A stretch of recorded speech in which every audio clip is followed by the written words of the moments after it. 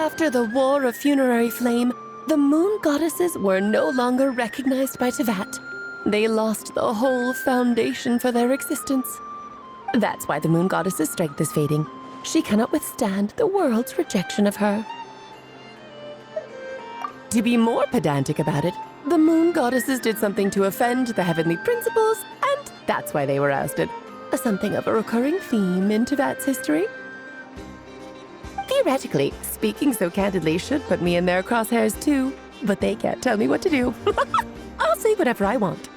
Anywho, the moon marrow energies were but a drop in the bucket for her, and that battle against the Ray Hair of Solnari only weakened her further. Fortunately, it happened close enough to Moon Prayer Night when the Kuvaki concentration here is high. That's the only reason she managed to survive this long. What do you mean, fortunately? You said she disappeared. We're too late. Ugh, what a headache. I thought this was all common knowledge. I guess I have some more explaining to do. Okay, buckle up. It's time for another lecture.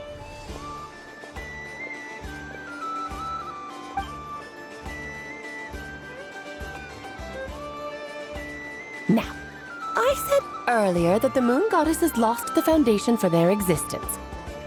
The reason for that has to do with the natural order. Basically, the rationale for their existence in Tevat was lost. The same logic applies to the present moon goddess too. Consider her existence so far. Her comrades in the Fatui called her Damselette. And she was worshipped as Kutar by the Frost Moon Scions. But these connections have now been severed, whether by her hand or yours. So, the rationale that once sustained her existence is now gone. Wait, we did that to her? Oh, well, strictly speaking, yes.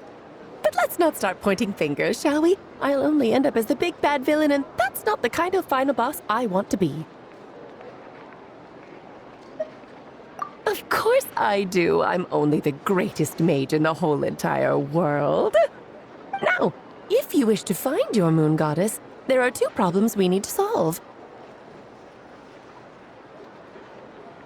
Firstly, we'll need to strengthen the connection between her and Tevat, at least enough to sustain her until Moon Prayer Night. Strengthen her connection.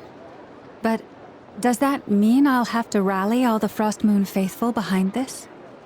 I'm afraid a bygone faith and a former home won't be of any help to her now. Do you know her name? Her name? Yes. Names are very important things. A name is a fundamental concept that anchors one's entire existence. Then your first job is to find it. As a moon goddess, I'm sure she must have a name she identifies with. Neither Columbina nor Kutar is her true name, and she's never really accepted either of them. So, finding out her real name is enough to sustain her existence? Yes, I know it sounds like a small step, but every journey begins that way. So for now, that's all we need to focus on. The second problem is with her plan to use the moon marrows to return to the moon. Unfortunately, piercing through the false sky will take an enormous amount of power. Given her current condition, she won't be able to provide anywhere near enough power, even if she recovers her physical form. But no need to fret. Nicole's the expert in this field, and I'm sure she'll figure something out. Wait, Mage N is going to help us out too? That means we've got 2 Hexacircle mages on the case. This is turning into a pretty big deal. Actually, this is more of a side quest for me.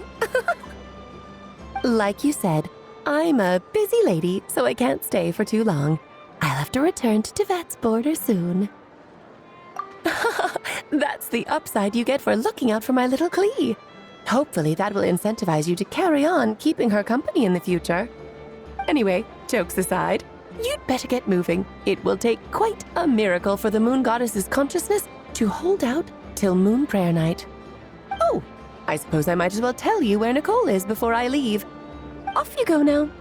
Time to meet your new friend. Oh, yes, and a little suggestion. Don't forget to mind your heads. What? I wonder how Durin's doing. I should really go see him before I head back. You really are super busy.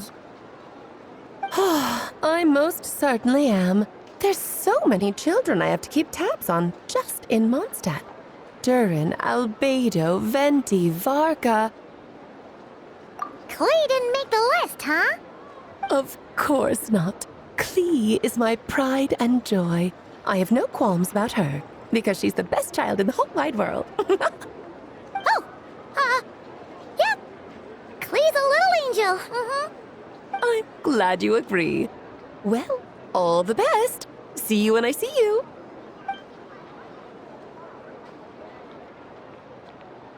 She left in a hurry.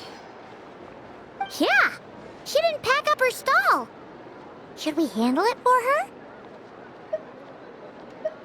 I must say, I'm now very curious about her daughter. Clee, wasn't it? What's she like? That's a long story. Come on, we'll fill you in as we go.